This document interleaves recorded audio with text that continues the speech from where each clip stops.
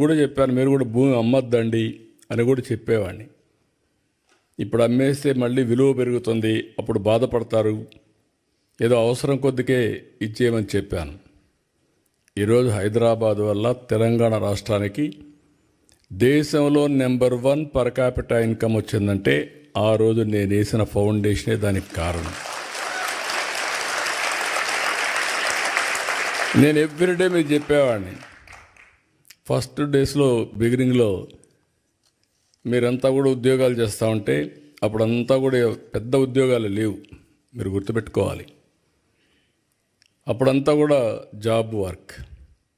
అమెరికాలో డాక్టర్లు day time పనిచేస్తారు, ఆ స్క్రిప్ట్లంతా ఇండియాకి పంపిస్తారు, అవన్నీ టైప్ చేసి మళ్ళీ అప్డేట్ చేస్తే మార్నింగ్ డాక్టర్ వస్తానే అది చూసుకొని నెక్స్ట్ ముందుకు పోతాడు. అది బిగినింగ్లో మనం చేసింది. కొన్నిసార్లు ఆ పనులు కూడా మన వాళ్ళకు ఆ ప్రొనౌన్సియేషన్ తెలియకుండా ఇబ్బంది పడితే లండన్ నుంచి ఇంగ్లీష్ లెక్చరర్ని తీసుకొచ్చి మీకు అప్పట్లోనే ట్రైనింగ్ ఇప్పించా. అంటే ఇంగ్లీష్ కొంతమంది ఆ ప్రొనౌన్సియేషన్లో ఇబ్బంది పడుతున్నారని అక్కడి నుంచి ప్రారంభించాం. నేను ఎవ్రీడే చెప్పేవాడిని, మీరు ఉద్యోగం చేయడం కాదు, మీరు ఉద్యోగాలు ఇచ్చే స్థాయికి ఎదగాలి, జాబ్ సీకర్ కాదు జాబ్ ప్రొవైడర్గా తయారు కావాలని ఎప్పుడు చెప్పేవాడిని. అంటే ఆంటర్‌ప్రెన్యూర్స్ కావాలని నేను చెప్పడమే కాదు, ఒక 40-50 మంది ఆంటర్‌ప్రెన్యూర్స్ని నాతో తీసుకెళ్ళి ప్రపంచం మొత్తం వాళ్ళకు చూపించి రౌండ్ టేబుల్ కాన్ఫరెన్స్లు పెట్టేవాడిని. ఆ దేశంలో ఉండే ఆంటర్‌ప్రెన్యూర్స్ని పిలిపించి వీళ్లకు వాళ్ళకు నెట్వర్క్ చేసి ఎంఓయూలు కానీ లేకపోతే అనేక విధాలుగా అనుసంధానం చేస్తే ఈరోజు నేను గర్వంగా చెప్పగలుగుతున్నా, 2nd జనరేషన్ ఆంటర్‌ప్రెన్యూర్స్, దానికి చిరునామా తెలుగు రాష్ట్రాలంటే ఆ రోజు చేసిన ఫౌండేషనే. ఇప్పుడే మా ఆడబిడ్డ చెప్తా ఉంది, ఆ రోజు చదువుకోవాలంటే ఆడపిల్లలు చదివించేవాళ్ళు కాదు తల్లిదండ్రులు. నేను ఎవ్రీడే సవాలుగా తీసుకొని చెప్పేవాడిని, మగపిల్లవాడైనా ఆడపిల్లైనా బాగా చదివించండి, మీకు ఇది ఒక పెద్ద ఆస్తి, వివక్షత చూపించద్దని ఎవ్రీడే చెప్పేవాడిని. చెప్పడం కాదు, నేను ఒక పాలసీ తీసుకొచ్చాను.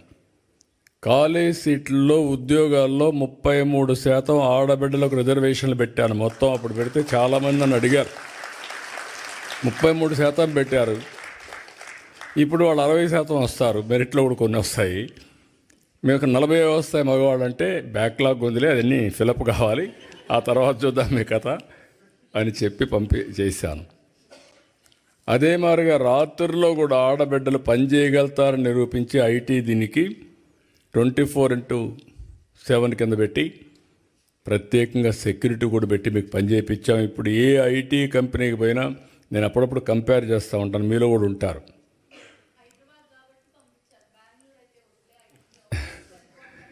అదేమ్మా, ఇప్పుడు మీరు చూస్తే అప్పుడప్పుడు నేను అడుగుతూ ఉంటాను, భర్త భార్య ఇద్దరు ఐటీ ప్రొఫెషనల్స్ ఉంటారు, ఎవరికి ఆదాయం ఎక్కువ వస్తుందంటే ఏమంటారు, మగవాళ్ళు ఏమంటారు, guess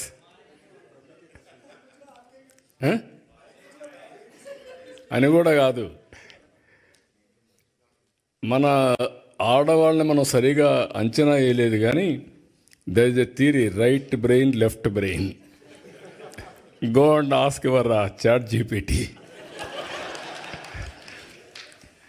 Ladies are more intelligent than men.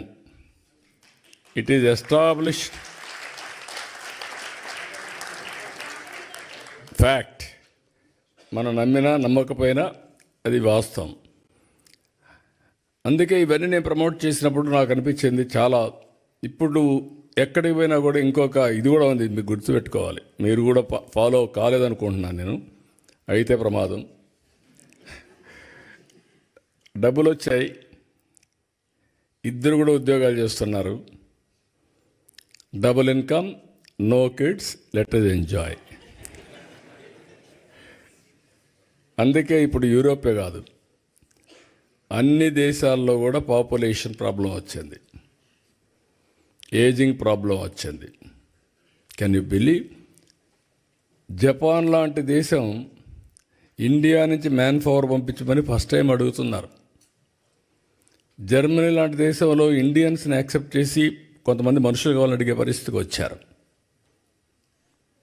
అంటే ఏదైతే సరైన సమయంలో నిర్ణయం చేయలేకపోయారో దానివల్ల ఆ దేశాలు ఈరోజు మీరు చూస్తే సంపద సృష్టించారు, టెక్నాలజీ ఉంది, అగ్రదేశాలు. మనుషులు లేకపోతే ఎవరికోసం దీనికి ఎవరు ఎంజాయ్ చేస్తారు? That is the stage today. India is very fortunate. 2047కి ఇండియా నాకు ఏం అనుమానం లేదు, ప్రపంచంలోనే నెంబర్ 1 కానీ నెంబర్ 2 కానీ తయారవుతున్నాం.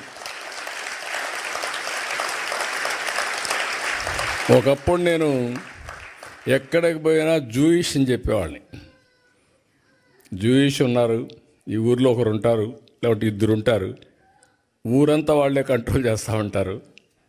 దానికి కారణం రాజకీయ విరాళాలు ఇస్తారు, లేకుంటే చారిటీ చేస్తారు, అందువల్ల వాళ్ళకి మంచి పేరుంది. మీరు ఎప్పుడైనా ఒక రోజున వాళ్ళని క్రాస్ చేయాలని చెప్పేవాడిని. ఇప్పుడు ఐఎమ్ ప్రౌడ్ టు సే ప్రపంచం మొత్తం పర్ క్యాపిటల్ ఇన్కంలో జూయిష్ కంటే ఎక్కువ ఇండియన్స్కి వస్తూ ఉంది. అందులో తెలుగు వాళ్ళు అగ్రస్థానంలో ఉన్నారు. ఇంకా వెల్త్ క్రియేషన్లో ఇంకా ముందుకు పోవాలి, అది కూడా అవుతాం, నాకేం డౌట్ లేదు దాంట్లో. ఎందుకంటే జూయిష్ పాపులేషన్ అంతా 1,20,00,000, ఇండియా పాపులేషన్ 145 కోట్లు ఇప్పటికి, తెలుగు వాళ్ళ పాపులేషన్ 10 కోట్లు. తెలుగు వాళ్ళు ఒక 3-4 కోట్లు ప్రపంచం అంతా వెళ్ళిపోతే ఒక 2 కోట్లు ఇంకా మీరు ప్రపంచాన్ని అంతా మీరే దున్నేస్తారు, నాకేం అనుమానం లేదు.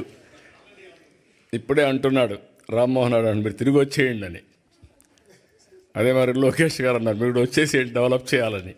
నేను రమ్మనడం లేదు మిమ్మల్ని ఇక్కడే ఉండమంటున్నా, ఇంకా ఎక్స్పాండ్ కావాలని కోరుకుంటున్నా. నా విజన్కు వాళ్ళ విజన్కు అదే వ్యత్యాసం. నేను అనేది ఏంటంటే గ్లోబల్ లీడర్స్ కావాలనుకున్నా. ముందు global citizens, global leaders. Distance is not the criteria.